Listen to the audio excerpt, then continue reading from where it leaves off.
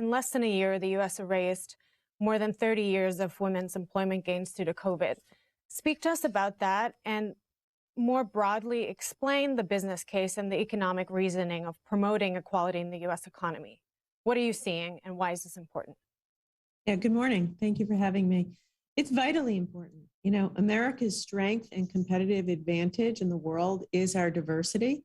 And we need to embrace that diversity, which means making sure that everybody, including women, has an opportunity to fully participate in the workforce. We saw, as you say, during COVID, really brutal losses for women in the labor market almost overnight.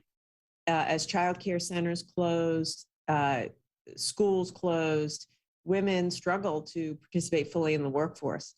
And that is hard on their families because their families rely on their income. Frankly, it's hard on the American economy.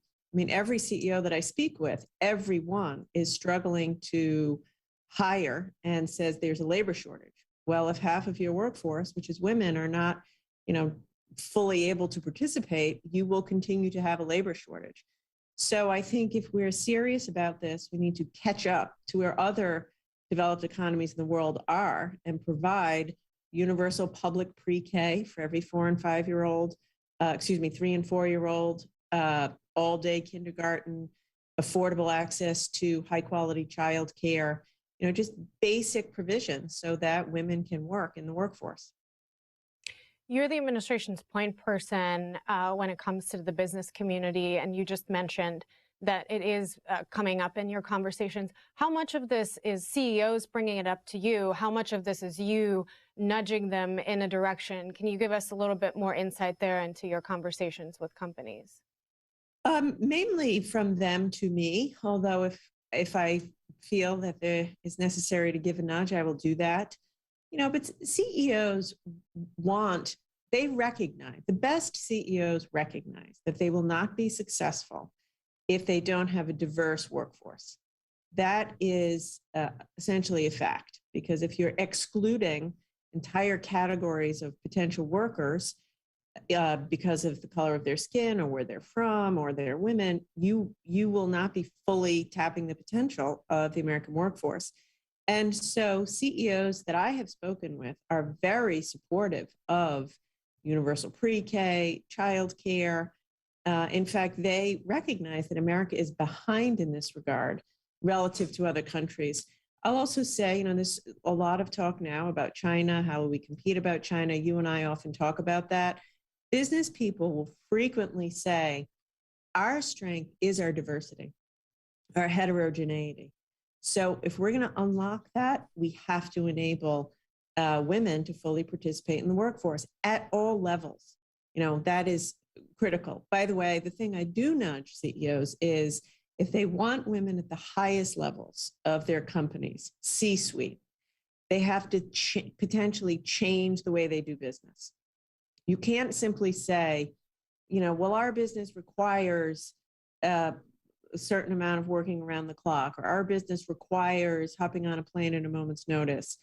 And I don't know why we can't recruit and retain women. Well, if you're serious about recruiting and retaining women, think about how you can change the way you do business, because the benefit of having the diversity of talent on your team will be worth it. And then aside from changing the way they do business and universal pre-K and childcare, what you just mentioned before, what else is there that they can fix? What else is there that they can do better when it comes to workforce training and preparedness? Yes, I will say those things are huge. If we could do those first couple of things, it would be transformative. You make an excellent point about workforce training.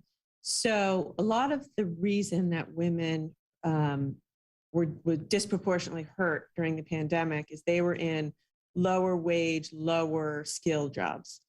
And some of those jobs, for example, in retail, might not be coming back due to the changes in our economy. Almost all good jobs created since the last recession, 2009, require some degree or credential past high school. That's just a fact. And you see it in your own life. As the economy becomes more digital, more technical, every job requires a degree or credential past high school. The majority of women don't have that. So if we're going to help women at every stage of their career to achieve professional success and decent levels of income, we have to upskill. We have to be committed to upskilling. Now, I can tell you, I have a good deal of experience with this because before this job, I was the governor of Rhode Island. And early in my tenure as governor, I would go to the graduation ceremonies of our worker training initiatives, and they were almost always all men or majority men. And I said, well, what's happening? They start out 50-50 men and women, but the women don't graduate. And the answers were lack of childcare, lack of transportation. So we provided, as part of the training initiatives, childcare. And not surprisingly, you'd start to see 50-50 men and women at graduation ceremonies. So again, we have to, if you're serious about enabling women, you have to be serious about providing that support. You meet with a lot of the big companies and have those CEOs in for meetings, but you've also traveled the country and you participated in small business roundtables. What is the difference you hear from the big companies or to the smaller ones? What are they asking for? Do they have different asks, or is it all the same complaints, or how is their ability to tackle this different depending on their ability and how big they are? Yeah, great question. I love the small business roundtables. I love getting out of I always have when I was governor too. I love to get out of the office and just sit with entrepreneurs. I so admire their resilience and courage. So I'd say same kinds of concerns, only the small companies have less money. So for example, they don't have the money to do the job training that a big company would. A big company at scale is able to have an apprenticeship program, is able to provide job training more easily, is able to have a childcare facility on campus, for example. So you hear the same concerns from small businesses, struggling to hire, struggling with the labor shortage, struggling to hire people with the skills necessary, struggling with women in their workforce, having to call out because school was closed, having to call out because the daycare center was closed due to a COVID outbreak. So I think it's similar, but look, small companies have a thin balance sheet. They have less room for error. And so all of these issues are just that much more challenging for them. Is there any area where you've seen improvement since you took office in your tenure as Commerce Secretary, making the rounds, talking to CEOs? Is there anything you've noticed that has changed to the better? Well, certainly the efforts that the administration has made around helping the travel and tourism industry are making a major difference. I see it and I hear it. I should say that industry is still not, fully back to where it was or where we want it to be. But I think that the work we've done there has made a meaningful difference. Certainly the work in the rescue plan early in the pandemic absolutely saved millions of small businesses from going out of business permanently. So that is all incredibly important. I would say that back to the point about small businesses, the majority of Americans work in a small business. Majority of Americans work in a business with fewer than 100 employees. So if you want to have a vibrant, high growth economy where everybody can participate, where everybody has a shot at getting a decent job, then providing basic job training, affordable childcare, public pre-K, these are just basic investments in our competitiveness so that the majority of Americans can have a chance to make a decent living. And they're not social programs. That's why I really lean into that as a distinction. Mm-hmm. Talk to us a little bit about your work in your department as part of the infrastructure law. You've gotten more than $40 billion in funding for broadband grants, and knowing that we're maybe finally nearing the passage of the CHIPS funding too, that is one of your big priorities. You'll get another more than $50 billion there. Talk to us about how you think about those jobs that will be created and how you want to make sure that those jobs are filled by diverse candidates? How are you putting that money to use? What kind of programs or implementation of those programs are you looking at to make sure that those candidates are in fact diverse? Yes, thank you. This is a huge, huge opportunity. So we are about to deploy $65 billion to bring about universal broadband. And in the process of doing that, laying the fiber, connecting the homes, digital literacy, we believe will create about 150,000 jobs. And I am determined to make sure that those jobs go to women, go to people of color, go to people who don't have a college degree. And the way we're going to do that is we're going to work in partnership with the private sector, the folks who are going to be hiring these people and creating the jobs. And we're going to use some of the $65 billion on highly effective apprenticeship and technical training initiatives. And we're going to do it in the way that I learned how to do it effectively in Rhode Island, which is providing wraparound services like childcare, like transportation, so that women, low-income folks have a chance to graduate from the training and get those jobs. So this will be a huge public-private partnership. I've already spoken to all the internet service providers, and they understand it's a priority, and I'm very excited to make this a reality. The same is true on the semiconductor industry, and I hope you're right, from your lips to God's ears. We're very close to getting this competition bill passed through the House and the Senate. I spent some time yesterday with members of the Senate on this bill. Senator Schumer just announced we've taken an important step towards a conference process. Look, the reality is jobs in the semiconductor industry are good jobs. I was recently with the CEO of Intel at the opening of the facility in Ohio. Average salary of the jobs he's creating at that Intel facility, $120,000 a year. Good job.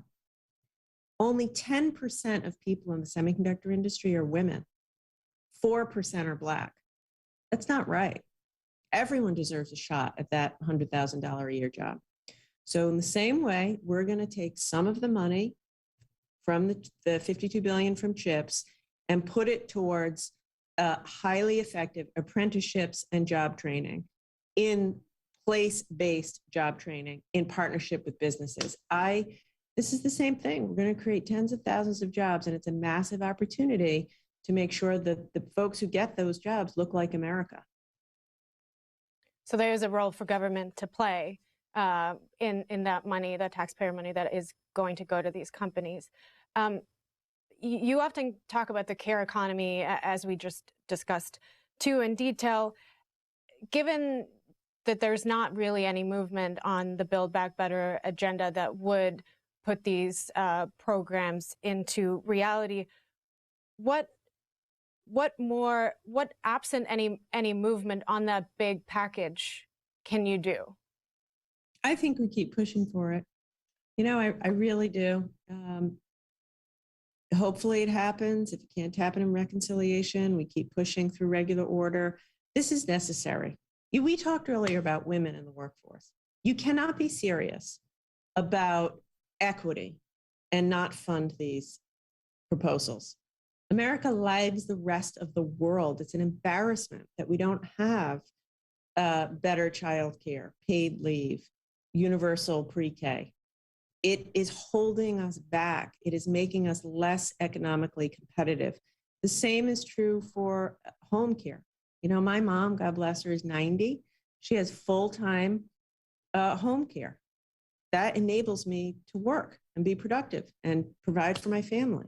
And I'm just, I'm a very fortunate woman in that regard that we can afford that.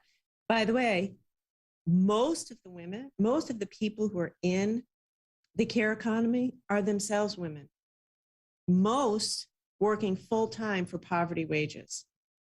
How can that be good for economic competitiveness? How can that be good for our democracy to have millions of women working full-time in poverty? So as you can tell, I have passion around this. I don't think it's a social program. I think it's good for our economy. It's good for our competitiveness. I hope the Senate does the right thing soon. And if they don't, we're just going to keep pounding away. I learned to be persistent as governor. we can't give up until this happens, and we'll just keep pounding away. And by the way, businesses want it. If I had a panel of CEOs with me, they would agree with me. On that specific point, you said that there is a lot of support from businesses writ large. Is there maybe a role for businesses to maybe keep the drumbeat up and pressure the Congress, given that we're heading into a midterm election? The window is short to get a lot of these things done this year, and who knows what next year brings. Is there a role for business to enlist them to sort of keep up the pressure and make sure to tell lawmakers that this is sort of the window? It's now or maybe not for a long time? Yes, yes, yes, yes.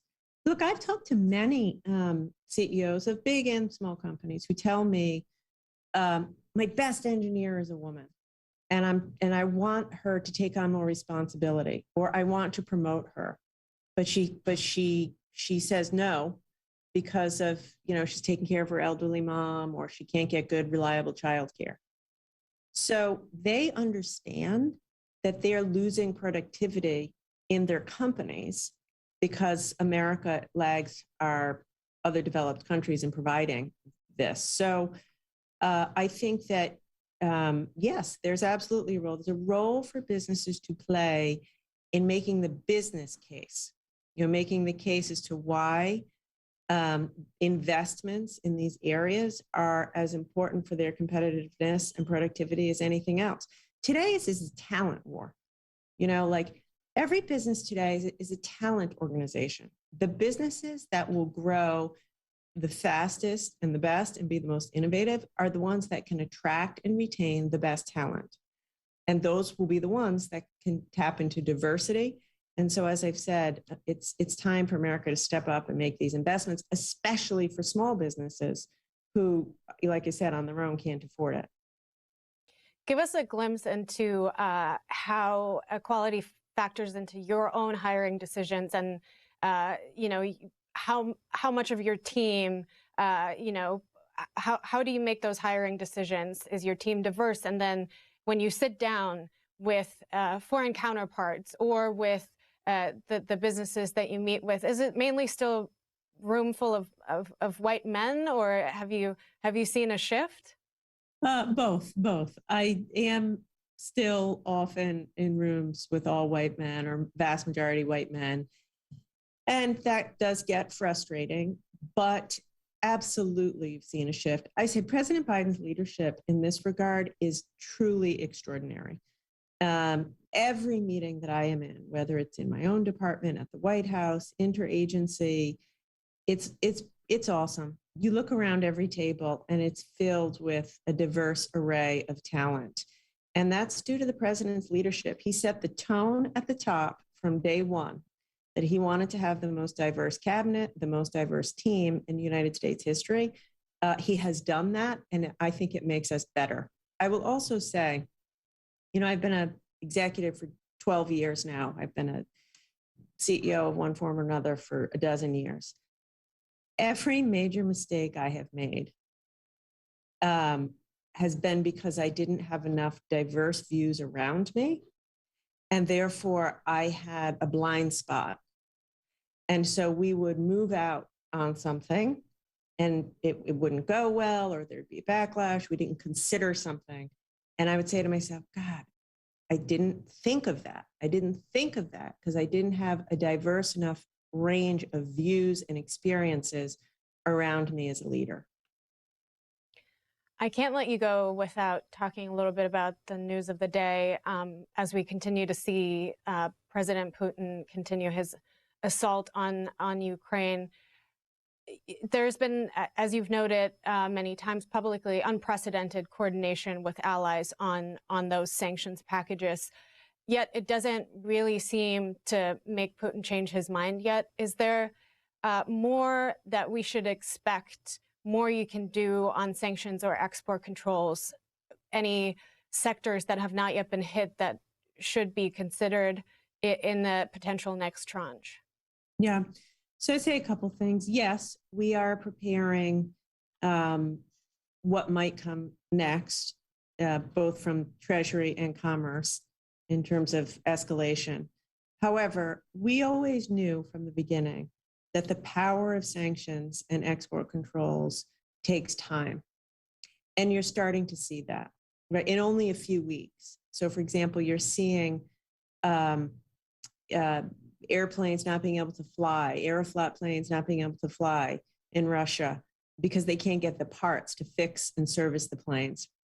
You saw just a week ago, Putin essentially commandeered all of the private planes in Russia for their spare parts. You see companies shutting down. Lada shut down a manufacturing facility just yesterday. More manufacturing facilities shut down. So I think it's as much about staying strong and being vigilant on enforcement and keeping the coalition strong and tight over time. If he's struggling at that level after a few weeks, imagine where he'll be in a few months. So I think that's how I think about it. Yes, we're thinking of what's the next piece of escalation, but I think we just have to stay strong and vigilant in a tight coalition and focused on enforcement, because he's already feeling pain, and every week that will intensify. On enforcement, we've heard pretty strong warnings, including from you, that the Chinese, who are reportedly considering bailing out Russia here, might actually take that step. In that regard, do you have contingency plans in place for secondary sanctions against the Chinese, just to be ready for those to be implemented immediately should they actually go down that path? We have we're planning for every scenario, obviously, which we have been doing for months. So, of course, we're doing all the scenario planning. That being said, President Biden was crystal clear with President Xi last week that there will be consequences for China if they do that. And I would say this isn't just about China. For export controls, what I'm working on, we are very serious about this. We are going to use our tools, civil and criminal penalties, to the fullest extent necessary against any company in any country that we find violating these export controls. And you're confident that that sort of united approach is also going to be, taken when it comes to China, just looking towards the president's trip to Europe and how much coordination and cooperation you will find from the Europeans. Are you confident on that front? I am. We are united like we've never been. What are you hearing from companies, or what's your message from companies who are watching these warnings to China that there might be, a potential, what we've seen out of Russia, a mass exodus of companies? Are companies wary looking at the next steps here in terms of what Beijing decides to do and how the U.S. government will treat that? Are companies with a large presence in China a little uneasy about that? Look, I think people are uneasy generally. I met yesterday with the president and Secretary Yellen with maybe 15 CEOs. It's a very, very tense, difficult time. So that is crystal clear. But no, not particularly. I haven't heard too much about that specific concern that you raised.